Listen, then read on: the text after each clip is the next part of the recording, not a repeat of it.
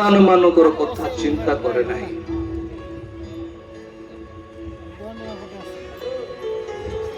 ନିଜର ଛୁଆ ମାନଙ୍କ ବିଷୟରେ ଚିନ୍ତା କରେ ନାହିଁ। ଥରେ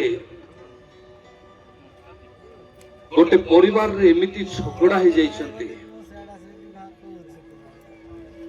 କଣ ପାଇଁ ଝଗଡା ହେଇଛନ୍ତି? କାରଣ ଜାଣିଲା ବେଳକୁ LIC ର ଟଙ୍କା ଖାଇବା ପାଇଁ।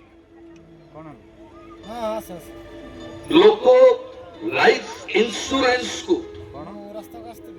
एते इंपोर्टेंस दौचंती निजर पुओ पाए निजर झियो पाए। ठीक कथा मु मना करू नाही, किंतु आउ केते जण अछंती मरी गला परे टंका मिलिबो टंका खाइबे बोली कि बांधुचंती।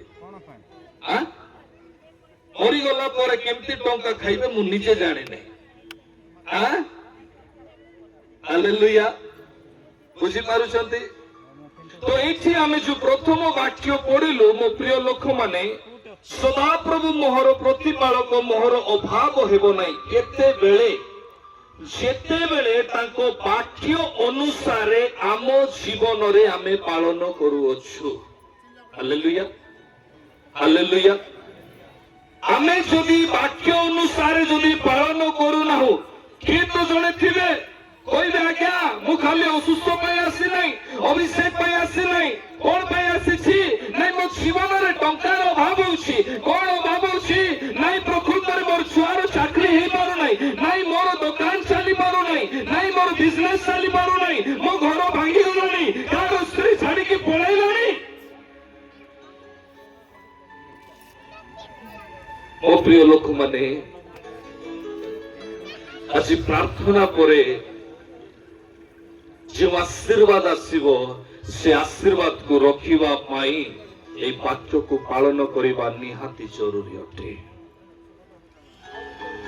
दुई पदरे कहा जाए से कोमल तृणमय स्थान रे मते शयन करंती से स्थिर जल पाखे पाखे मते कढ़ाई नियंती।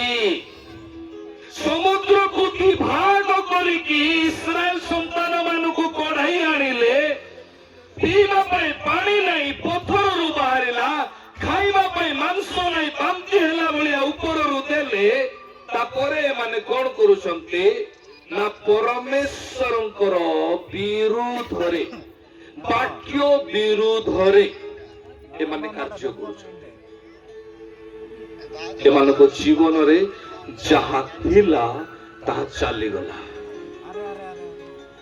जो दरिद्र अवस्था थिले से दरिद्र अवस्था पुनर्बार फेरी आसिले।